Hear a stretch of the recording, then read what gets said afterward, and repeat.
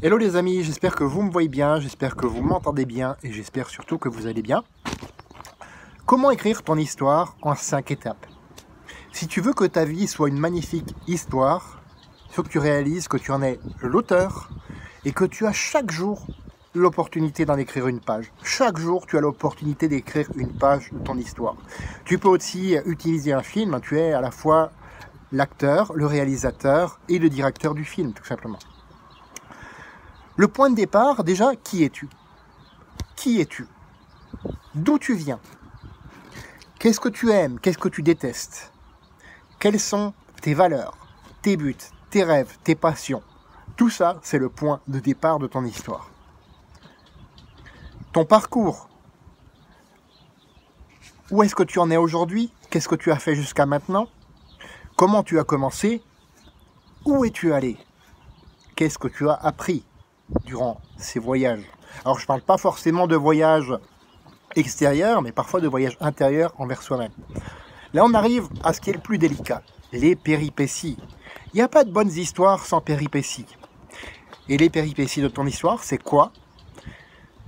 Les échecs, les défaites, les douleurs, les vulnérabilités, et les doutes que tu as parfois, les hontes que tu as vécues, toutes les remises en question que tu as dû faire, que tu as dû mettre en place. Qu'est-ce que tu en as appris de tout ça? Qu'est-ce que tu en as appris? Qu'est-ce que tu en as appris? Oui, je me répète, je sais, parce que c'est vraiment important. Comment tu les as transcendés? Tous ces échecs, ces doutes, ces défauts, ces défaites, comment tu les as transcendés? Quelles ont été les solutions qui ont marché pour toi? Et là, tu vas vivre ce qu'on appelle dans les bonnes histoires un retour au calme.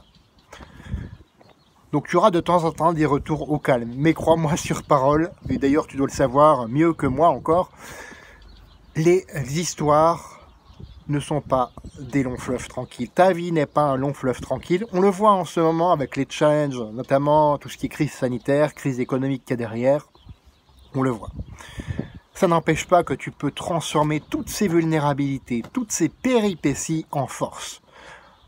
Et là, il faut que tu te poses les questions, en quoi ce que j'ai vécu va servir les autres? En quoi ce que j'ai vécu va servir les autres? Qui sont ces autres? Qui est ce qu'on appelle en marketing ta cible idéale?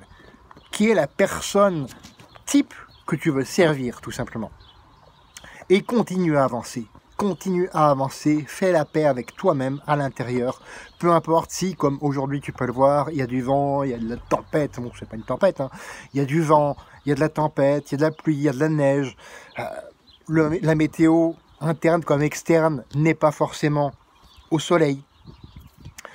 Eh bien tout ça, il va falloir que tu continues à avancer en étant en paix à l'intérieur avec toi-même. C'est ça le plus important. Accompagner.